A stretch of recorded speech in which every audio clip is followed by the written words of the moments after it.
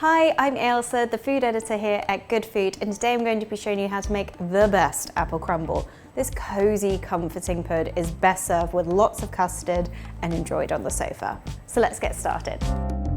All right, let's get to it. So for the ultimate apple crumble, you're going to need some Bramley apples. We'll get to why specifically Bramley apples in a minute. We've got some golden caster sugar here, and then for the crumble crumble topping, we've got butter, flour, and some more sugar. And then to make the topping extra lovely, crunchy, delicious, we've got demerara sugar and some oats. So we're going to get started with the filling first. So we've got Bramley apples here, which are the perfect foil for like a sweet crumble. Bramley apples, when they're raw, they can be quite tart. I don't know if you've ever bit into one. I definitely have as a kid and instantly regretted it because they just do have a very, very tart flavor. But they mellow beautifully when they're cooked, but still with just like a little hint of sharpness, which makes it that perfect foil to a very sweet dessert. They also have an excellent texture when they're cooked and they go soft and fluffy. You can use normal sliced apples if you want to. I just slice them quite thinly and use a skewer to make sure that they're cooked. So into the Bramley apples, we go with some of the sugar. And just give that a toss. Make sure it's all nicely combined.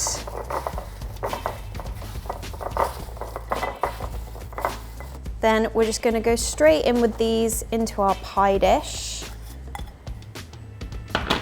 And then if we just spread them out and flatten them just slightly, just make sure they're all pressed down and into the edges and all the corners, so our crumble will sit nicely on top of that. So this is just going to go to one side while I make the crumble topping. So we're going in here with the plain flour, the butter, and then very important, a nice decent pinch of salt. Now you're going, oh, this is a sweet thing, why am I using salt? Salt is such an important ingredient. It really brings out the flavor in so many things, and it also just balances. So you're going to have a very sweet crumble, and then you're just gonna have like a teeny little hint of salt in there. It's just perfect. Once we've rubbed this all in, to this we just need to stir in the sugar, and we've got golden caster sugar here. You can use just normal caster sugar if that's what you've got. We're using golden here because it's unrefined and it just has like a little bit more of a caramel flavor than your standard caster sugar, but both are absolutely fine to use. Just give that a good stir.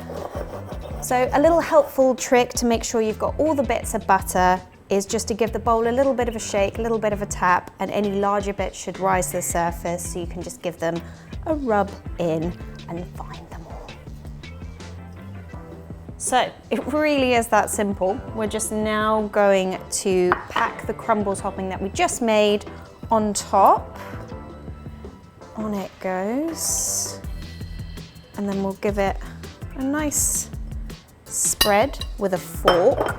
This just helps push it down, make sure it all sticks and clumps together for that really gorgeous topping. Make sure everything's nicely covered, even the edges. Don't forget about the edges. And just give it another little press down, just lightly. Doesn't have to be putting your whole weight into it. Also makes it look quite nice. Little fork marks on it. Onto this, we're just going to sprinkle over the oats. Again, a lovely, lovely texture. You don't have to use these are optional, just if you fancy it and you have some to use up in your cupboard.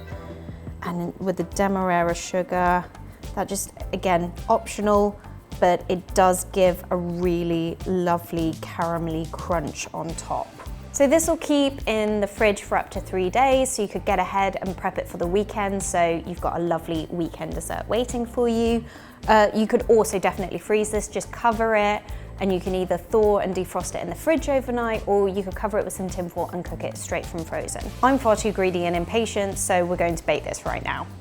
And there you have it, it's finished and ready to serve up. So the great thing about this crumble is you can customize it to however you like.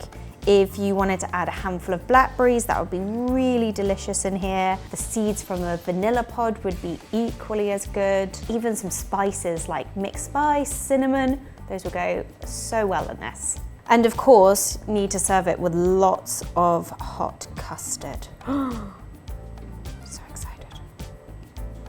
Would you just look at this? That's what I call a crumble.